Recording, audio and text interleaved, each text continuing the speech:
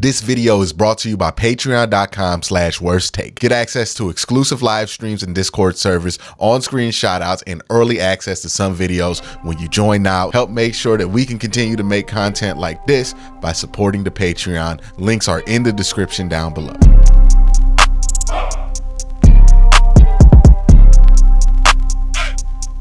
Hey, what's up and welcome to Q&A, the show where I take your questions from YouTube, Twitter, and answer them here on video format.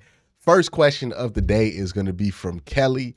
And by the way, if you want to make sure that your questions can get onto this show, make sure that you subscribe, get notified so you can be notified when the question prompt goes down. Should be going down Friday mornings. And I will generally wait a couple of days before I start picking questions from there so that everybody has a chance. Kelly Bale with the first question says, Q, would you trade Greg Newsom, the 74th pick, 190 and 229 for three more third and fourth? No. Greg Newsom is worth three more. Greg Newsom is better than having three extra third round picks. Like, let's just randomly pick three third and fourth round picks. Cade York, Jacob Phillips, and Anthony Schwartz. Would you rather have those three players or one Greg Newsom? Because as much as somebody could say, hey, you could get Russell Wilson in the third round, or you could get this player or this outlier or that outlier, the reality is you're more likely to draft Mac Wilson in the third round. You're more likely to draft Jacob Phillips in the third round. You're more likely to draft David Bell in the third round. You're more likely to draft Anthony Schwartz in the third round. Look at the vast majority of third round picks and tell me that if you get three more third round picks, four, maybe one becomes a decent player. One becomes Martin Emerson. Still ain't better than Greg Newsom. No. Why would you do that? Why would you just trade Greg Newsom for the funds? And then you're also trading 74. So my bad, you're not even getting four third round picks. You're getting three. No, it's ridiculous. It's ridiculous. Greg Newsom is a first round pick who worked out. He's good. Why do we want to get rid of him? Like, for the love of everything, I don't understand it. Why do we want to get rid of Greg Newsom? I can't get one good answer. He has 3 years left of control on his contract. He's a better player than Martin Emerson, inside and outside. Like, I don't know if that bubble needs to be burst for somebody, but if you think Martin Emerson is a better cover corner than Greg Newsom, you're wrong. That's just objectively wrong. Like, Greg is just better, more talented. He's just better. That's no shade to Martin Emerson. He's a good corner, but Greg's the better corner. It's not even close. It's not even a debate. So what are we doing here? We're just trading a good player for more picks. This is the exact kind of stuff that I hate. Y'all know I hate this stuff. Why would you bring that to me? I hate that. You know I hate that. I've been doing like 5 videos explaining exactly why I hate that. Why would you bring that to me? You know I'm not going for that. All right. Pee-wee's Burnt Pizza says, Q, how would you approach the draft with limited roster space, having 8 total picks? The same way I would approach any draft. You don't make cut downs until the final week of the year, the final week of the preseason. So just make some draft picks. Take the best player available. It's not really changing based on who you have on your roster, because ultimately, whether you have 70 bodies on your roster or 60 bodies on your roster at this point, it's going to have to be cut to 53 in September anyway. So does it really matter how many bodies you got on your roster right now? It really doesn't.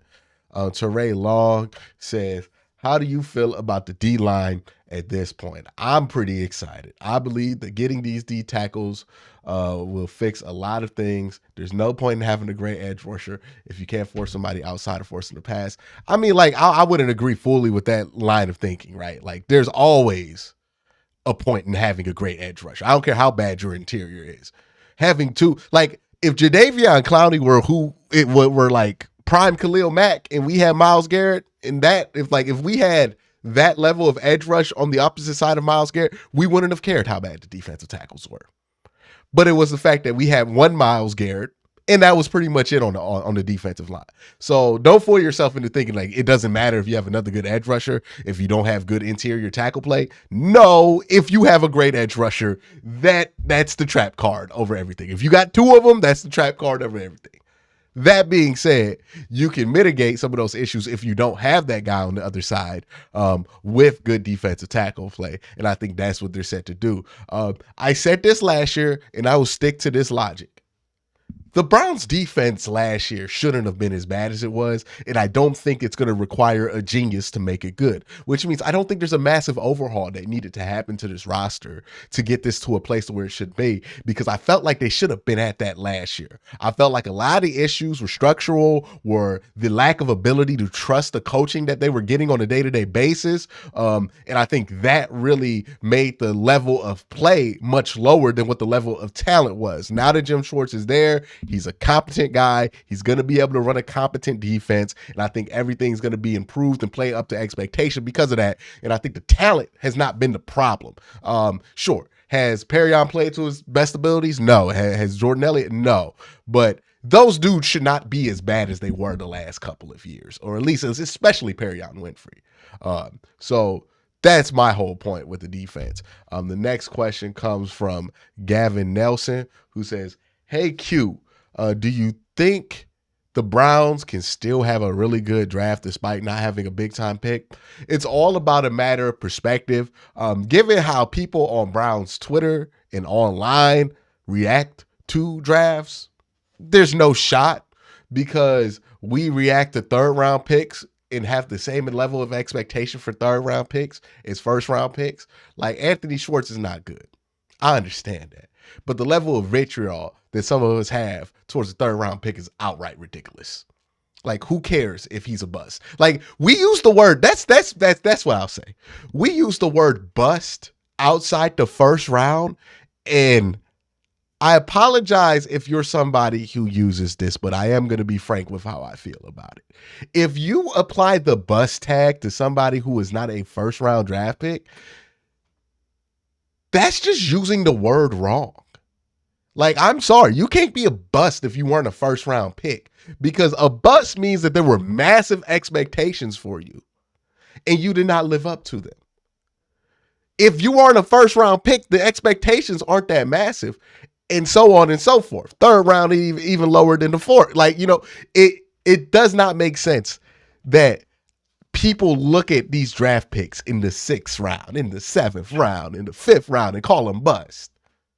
What are we doing? You know what I mean? But that's how people tend to evaluate it. So I don't know if it's going to be a big time draft, because you're probably not getting a Pro Bowl player. You might, like, if you're lucky in this draft with realistic expectations, you get one player that you want to extend in this draft with all your picks. I'm just being 100% honest with you.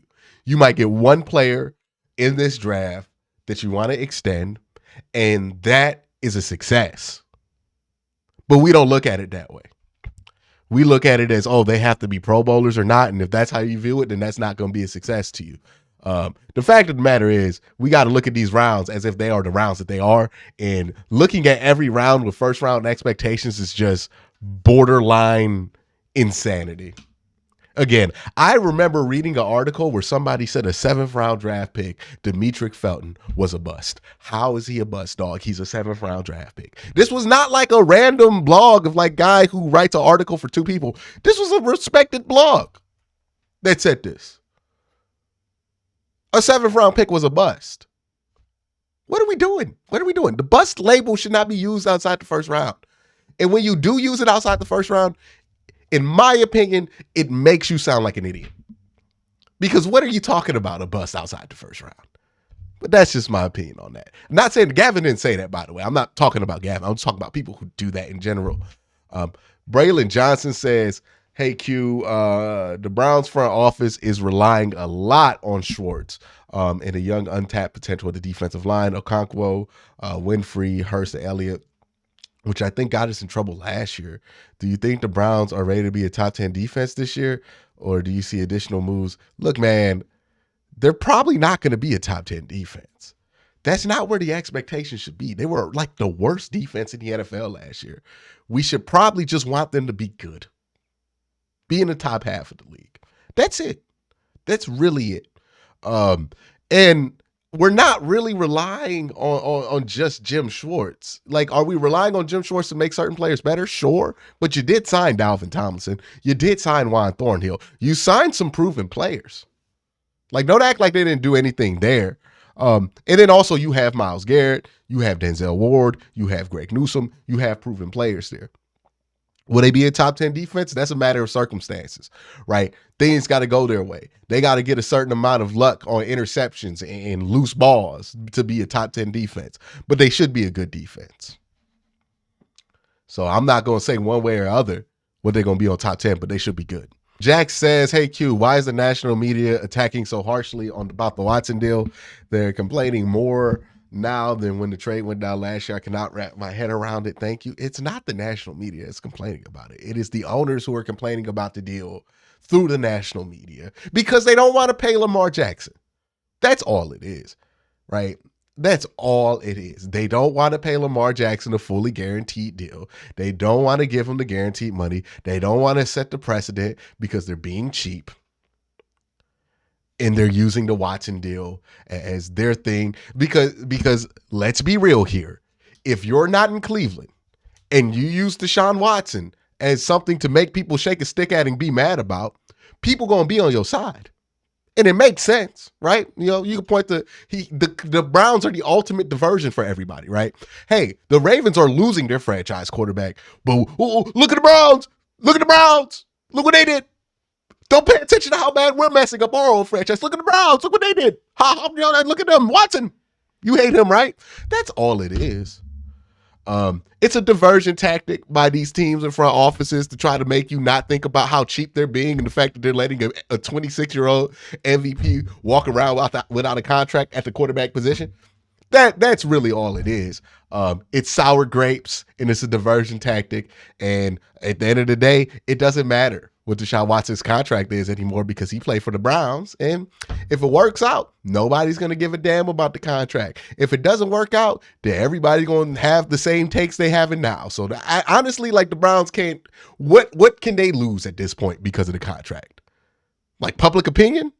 It's already been lost. So, you know, the only way to win that battle is to win games. And if they do, then all of a sudden, nobody's going to talk about that contract. Remember how Pat Mahomes won the Super Bowl this year with a big-ass contract and nobody has said anything about that, right? For years, it's been, well, you got to take less to win the Super Bowl. You can't win the Super Bowl unless you take less. And then Pat Mahomes wins it at $50 million at a cap hit. Nobody has said anything about that. Have you noticed that propaganda is not out there? Right? That nobody is talking about how Pat Mahomes won the Super Bowl with $50 million at cap and they had to trade away their best wide receiver just to keep him. Nobody's talking about that. The new line has been, well, you can't make a Super Bowl unless you have a quarterback who makes less. And it's like, look at all the quarterbacks that have been in the Super Bowl. A lot of them been paid. What are you talking about? The one talking point they had was that nobody had won the Super Bowl with the percentage of the cap. Pat Mahomes did that, and nobody has come back and said, well, I guess that's not true anymore because it was BS to begin with. It's BS now, and it's been proven to be BS. So what are we doing here? Wait, like what the ideal that it's a bad thing that your quarterback is signed under a big contract is ridiculous because you know what I would rather have 9 times out of 10, a quarterback that I would rather overpay to not have than a quarterback that I don't want for free. You know what I mean? I'm sorry. I think paying Deshaun Watson $230 million over 5 years is more worth it than having Baker Mayfield on the team for 8. The whole dialogue around quarterbacks and how much you should pay them is so stupid.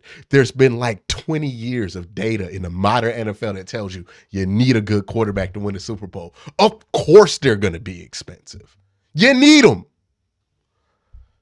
But everybody thinks they're too smart for what is obvious. It's obvious. This is obvious stuff. Way Too Dope says if Tank Dell fall, I'm not a big Tank Dell guy. I wouldn't go after him. Sam Franklin says, hey, Q, is Vegas sleeping on the Browns? 8.5 wins seems kind of low. Yeah, it's kind of low. I would bet the over on that. But that's it for Q&A. Y'all have a great day. Have a good night.